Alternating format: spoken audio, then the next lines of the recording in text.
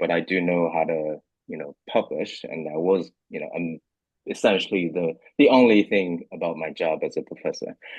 So I can definitely help you to get paper out, and I've done so, and I'll tell you a little bit about that at the very end. So a very small overview about what I teach and what I taught, I should say, and researched. A component of what I did was data science, health data science specifically, and biostats. My a lot of my research was supported by National Institute of Health, and for those of you who, I'm assuming that some of the audience here are parents, so you might, be aware of the funding mechanism in the United States in terms of higher education research, and most of which are coming from National Institute of Health. I got paper published in the Lancet, which is, the top journal, a reviewed paper as a peer reviewer, for Lancet as well. And I also dabble into community impact research, and the research was supported, and published, by EPA, and some of which were, by the White House, the Obama White House. It was many, many years ago.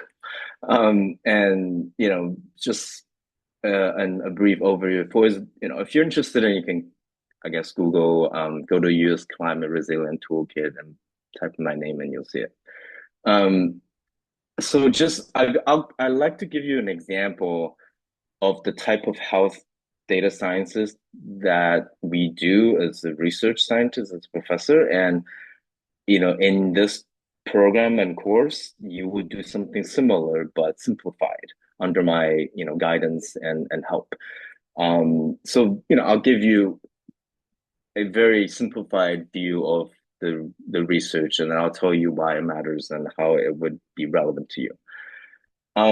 If some of you might be familiar with London fog, which is back in the 1952, but this problem still remains relevant today, in Delhi 2025, and not long ago in China, 20 something years ago. And as some of you might be aware that, there is like many global issues, there's an unequal exposures when it comes to particulate matter exposure across the world. Those green dots are, we will say the level of particulate matters are low, relatively speaking, and the orange and red dots are relatively high. And that has consequences, and usually it relates to mortality, that's relevant to these exposure to PM 2.5, which I can explain a little bit later. And these mortality usually are related cardiovascular or pulmonary diseases. And you see that there's hotspots in certain worlds that has these mortality that attributed to particulate matter. And the US EPA regulates these six, we call it criteria pollutants. It's very basic chemistry pollutants, and one of which was particulate matter at the bottom. And you see that it's, a lump of different things looking like, and it's exactly what it's showing here. It's a lump of different things. And this issue is still relevant also in the United States, where over 100 million residents living in a county that is not complying with EPA regulation. And what is particulate matter, right? So that's a mixture, like I said, with a lot of different things in chemical composition, and it varies in sizes and potencies, even sources. And just an example of the sort of how we characterize particulate matter, we essentially do that by size. The fog that you see typically are related to those PM10 and PM2.5, and the numeric number here, PM10, for example, the 10 refers to particle that's smaller than 10 micrometer, sorry. And that 10 micrometer is a cell, is the size of a cell. And then 2.5 correspond to roughly the size of a red blood cell. So they're very tiny and usually cannot be seen individually. And this is just an example of the paper that we published, on a top journal, really analyzing past papers, as a meta-analysis. And we're looking at, I think it was 30, 40 different papers that's published on mortality for total cerebrovascular diseases associated with short-term exposure to PM 2.5. I'm showing this to give you a sense of, the statistics that we could do in your paper. This is plotting out relative risk for getting these diseases across different age groups by paper, right? But certainly not this kind of statistics. If you do similar, it would not be most likely a quantitative meta-analysis. And I like to give you sort of a more concrete example of the sort of running through from having a data set, having a target data source to producing a publishable data results.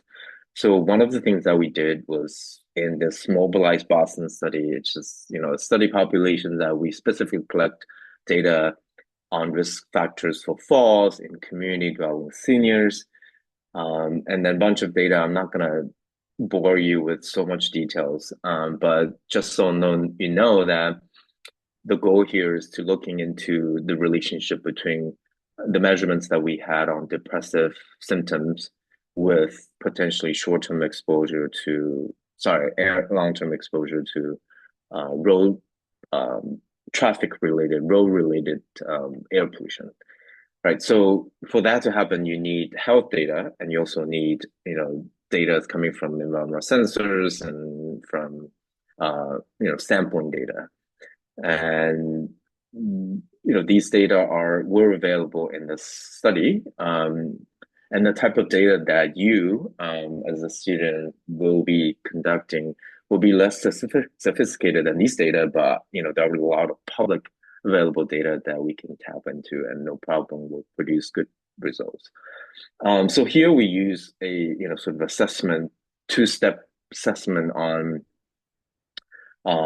depressive symptoms using survey that's conducted at home and at their mobile clinic sites. And this absolutely is something you could do here, is a histogram on the distribution of and this depressive symptoms, right? So here, on the x-axis is the depressive symptom scores, and these are just medical relevant scores that defined whether you have depressive symptoms or not. And 16 is the number, the cutoff, and you see that a lot of them do have depressive symptoms. But that, obviously you have to analyze it to determine if it's related to air pollution. But, you get the idea that we have to look at the distribution of these health data. And then next, we're looking into the actual exposure for pollutions, right? So similarly, we run a histogram on the pollutions. And here we use a proxy instead of directly measuring the actual exposure amount. I'm not going to go into the scientific rationale why we chose to use distance to roadways as the proxy measurements for measuring your exposure. And just so that this is scientifically valid and the best way of doing that in the field. And we realized that 10% of participants living within 100 meters of major roadways and 35% living in 500 meters of major roadways. Um, if you are familiar with Boston, this is sort of how the road network works, where we plot out hotspots of traffic related pollutions, and you see that these are not sort of sampling dots, sort of like choppy data points. Like these are smooth surfaces that we modeled so that no matter where you live and where you're located, we are able to assign a air pollution level to you. And that is, the point of this graph. And we kind of, have all these data, right? You have exposures of pollutions, and then you have your health data, which is depressive symptoms. And you try to put these together. First you got to look at the characteristics of these populations, and we, put them together by different characteristics. Age, gender, ethnicity, education level, your BMI level, your health level, your alcohol consumptions, and then your smoker status, and trying to compare them between these columns on the right, where it shows whether you're bigger than 16 or smaller than 16 in terms of the scores. Compare them, and then you compare with the total population as well. And one of the results is a plot like this, where you show the relative risk. Here you have odds ratio, but it's a different way of saying it. Sort of, relate, the odds ratio of the depressive symptoms associated with the distance to roadways compared to if you're living like super close to major roadways. And you see these dots are sort of, all over the place. And, we conclude eventually that we don't see a relationship between the two. And an important factor to consider is you will see that, we have to factor, into a lot of risk factors that stand in the way of measuring cardiovascular effects of ambient air pollution, right? These are age, and height, weight, body mass, BMI, body mass indexes, your race, your pre-existing conditions, your socioeconomic status, where you live, some of your social behavioral factors, how much exercise you do, how much you smoke, how much you consume alcohol. And these things matter because we wanted to draw hopefully causal relationship, right? We don't want to draw correlations, because correlation, um, statistically speaking, is not very informative for policy making and for research. Not to bore you, but this is another type of data set that we had access to across the United States. Um, and for you as a student, I think you can look into populations of interest, right? If you're particularly interested in looking at older seniors, there's ways to dissect the data to just focus on seniors. If you're looking into children, you can do that. If you can, you're interested in people with just heart diseases, you can do that. If you're interested in people who live in, lower socioeconomic status segments, you can do that. Inner city populations, and you can also do individuals with sort of certain genetic that predispositions to illnesses, right? With the if the data is available. And I just want to give you some taste to why we do the research and how these research are impactful. Um, as you know, that EPA as a federal agent serves as a regulator for all air pollution criteria, right? So if you open up your weather app on your iPhone, and that tells you there's a number associated with air quality data, right? An index, right? And that number comes from a complicated algorithm from these pollutant levels, and that regulated by EPA, right? It tells you healthy, unhealthy, and all of these goes into all these research goes into informing whether a level is healthy or not. And then, here's just sort of example how they regulate it. There's a network of sampling sites across the United States, different cities, different locations, to make sure that you're breathing healthy, right? So now I think I'd like to get to the sort of the point of the session, and a lot of people, are here for why we're, what are we doing in these sessions? So this is an 8 week workshop, and my hope is that you'll do a independent health data science research project. You'll be able to go through this whole process of doing research and be able to showcase that to the admission committees. And this process requires you to formulate a hypothesis, analyze real world data, form statistical tests, and interpret your findings and write into paper.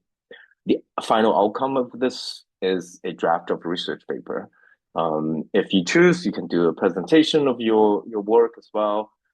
And I think, as you know, that, this is a powerful differentiator for your admission applications.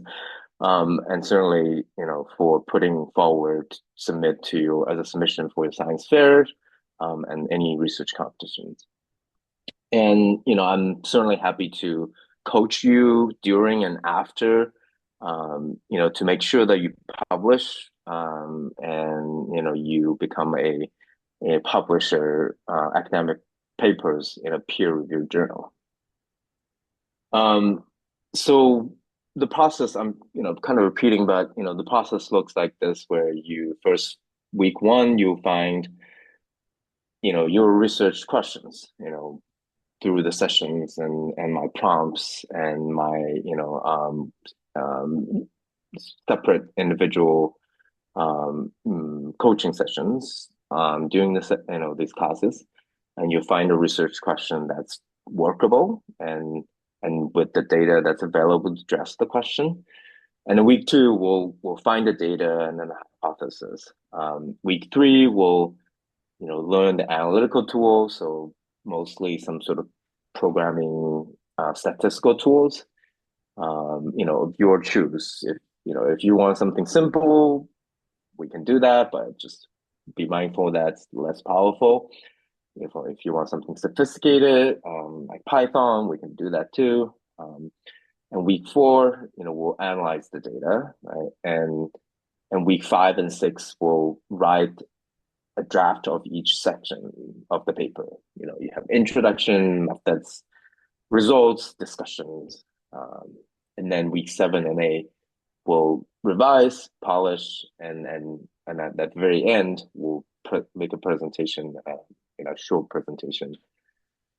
But I think I like to for you to be able to know that the outcome would be at least a workable draft of the a paper. And then if you wanted to continue, to get to the level that that is publishable to at a journal, happy to work with you as well. And I think what is required from you, from my perspective, I think most importantly, you need and must have a strong desire to learn and to figure things out. While I'm available to help you, most likely, I cannot handhold you and tell you what to do every step of the way, right? So you have to be willing to find out, and Google's your friend. Use use AI judicially. We can discuss more about this, right? And I don't think I require any prior coding and research experience. These research experience and research thinking, critical thinking experience is important. But in this day and age, these are not prerequisites. And I ask you to have reasonably good level writing skills. And what is health data science? I think, what really attracts me and a lot of other researchers into this field is really it's a detective work, right? You were given a mountain of data that's raw and uncleaned, trying to figure out patterns and clues in those numbers. And once you did find something, then you'll be able to tell the story and turning data into an interesting, simple narrative that can be absorbed by many other people who are not in the field. Um, so what we will be doing is research question formulating, right? And get using the real world data, and then you do the analysis, statistical analysis, and visualization of the data, and interpretation of your results. And interpretation really means to answer the question, what does this even mean for people who really don't care about this? So some of the data that we could be using, including these are public available data from CDC, Center of Disease and Control, EPA, US EPA, and Environmental Protection Agency, NIH, National Institute of Health. There are surveys that's available, health records available in all these data sets. Believe it or not, even environmental sensor data. Just kind of give you some visualization examples that we could be doing. There are simple sort of, you know, ready to use softwares that in this day and age, free trial versions that you can use to make these fantastic data. We'll talk about that in our session. So just an example of different visualization of COVID data, right? And you can work on social determinant health. If some of you might know the link between, where you live, aka zip code, and the life expectancy that you might have. So, this is a map of DC, and not very far from each other. They have drastically very different life expectancies. And policy impact, right? So these are type of graph that we could also make. Again, these are very nice looking graphs, and it's not something that, you could do most likely in this quick, 8 weeks, for 2 hours each time you're with me. You actually have to spend the time, offline when I'm not, overlooking, looking over your shoulder, and you have to do this. And it's definitely doable, but you have to put the time in, right? And you can do behavioral psychology data,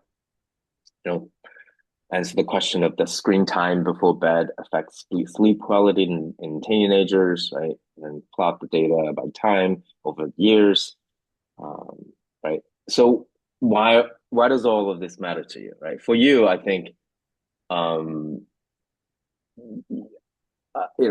as someone who's have taught college and all that, I think, from an admission perspective, which we also sat on committees for, I think we were mostly looking at, your critical thinking skills.